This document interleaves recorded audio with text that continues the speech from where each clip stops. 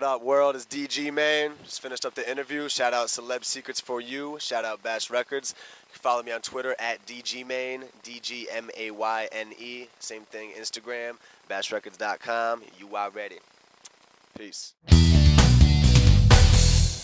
So you did a showcase in New York City where there was 24 people in the competition and you came in first place. Can you tell us a little bit about what the competition was about and how it felt to come out on top? Absolutely.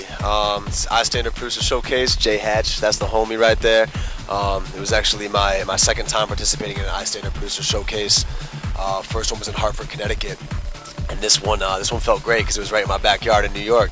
And it was actually split into 2 different nights, and I was part of the second night out of 12 producers, so it was split 12 and 12 for 24, and I ended up getting first that night, and then they brought out the winner from the night previous, and I beat him out score-wise at a 150, so that felt great. It was truly a blessing. Had the whole team in the building, and I'm on cloud 9. It still hasn't really hit me, but it feels good. So we're moving on to Beast of the Beats, which is the national competition. I'll be repping New York along with the other winner from the previous night as well.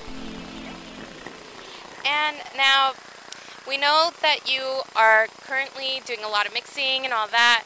What do you think your kind of style is when you actually go in and do your thing? You're talking about just like producing wise? I mean, I've been producing for about 7 years now. I would say my sound is definitely more hip-hop and rap oriented, but I'm gearing a lot towards more like pop and house now. But my sound is a lot of explosions paired with kicks, give you that real hype, 808 driven energy. And that's basically it. I like to throw really, really strong melodies to make my stuff sound more international as well. And now, there's a lot of people out there in the music industry. Who do you see yourself working with, or who would you like to work with once you feel like you've gotten to your highest high? Got you. I mean, that's a crazy question because there's so many legends I would love to work with. You know, I could sound cliche, real crazy right now and say Jay and Nas and all them, but as far as new cats, I would love to work with Big Sean. I think he's a really great young talent, and my parents are actually both from Detroit, so that'd be pretty dope. He's definitely doing his thing. I really respect Meek Mill. I like a lot of the young cats coming up right now, because I'm 25 myself, so I feel like we'd really vibe in the studio really well. Yeah. And now, do you have any up-and-coming projects that we should keep an eye out for? Anything that we will be seeing soon?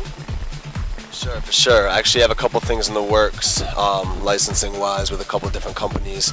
But I'm actually working on my solo production EP right now, which will feature numerous industry artists that I've worked with. It'll probably be maybe like 7 or 8 records on there, so just keep an eye out for that. And now, where do you see yourself in like 2 years in this industry? Where do you hope to be? You're working with Big Sean, man. I mean, you know what? It's just been a blessing this whole like ride, for real. Because I moved to New York City about like 3 years ago, and I've been able to surround myself with some really dope and really talented people. My manager Phil Bash, standing right behind the camera. Shout out Bash Records. KP, Gio, Hans, Jesse, the whole team. You know who you are. I see myself definitely still working with them because I know it's crazy in this game how teams will switch up so often, you know, and people you worked with 5 years ago you won't even be talking to in the next 2-3 years potentially. And I like to treat everyone the same and keep my brothers close kind of thing. I consider this a family thing because it's more than music, you know. So getting to that next tier in 2 years, you know, I see myself strictly doing music. And making a career out of this thing, you know, because I never want to base it just on financials, but obviously you want to make a career out of this, and I just love studio hopping. That's my life, man. I work the other 9 to 5, you know. I'm sure y'all can relate to that. I do music out there, so it's really just late nights, and that's where the creative side comes out. And now, for those who have not gotten to hear what you do, why should we tune into what you do? Real good question. Well, as far as credentials, I mean, I've worked with Jim Jones, Joe Budden, Graf, Fred the Godson. Got a couple things in the works, as I said, licensing-wise. can't really say yet. But and also, man, I just put everything I have into this music stuff. I don't really sleep. Probably seem mad tired right now. We're just out in LA doing it right now for VMA week. Just coming off the win in New York for the high standards. So it's feeling like a blessing, man. You know. And we are Celeb Secrets for you. Can you share a hidden talent or secret with us? Talent. You know what? I actually used to rap. No joke. The white guy that looks like an Abercrombie.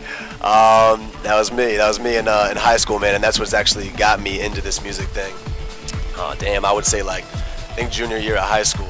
And then I started doing the beats for my friend and I, who actually had a group back then, which is crazy. And that just really, it took to me. You know, it felt right creating these instrumental records. And it all started, you know, hearing a lot of. It was crazy. It started with a little rock hip hop vibe mix, kind of like a Linkin Park, Limp Bizkit, Hoobastank. Believe it or not, those are my favorite bands. Back in the day, I must have been like 17, 18, but it really grew into something where hip hop and rap just took over my life, just music in general, you know.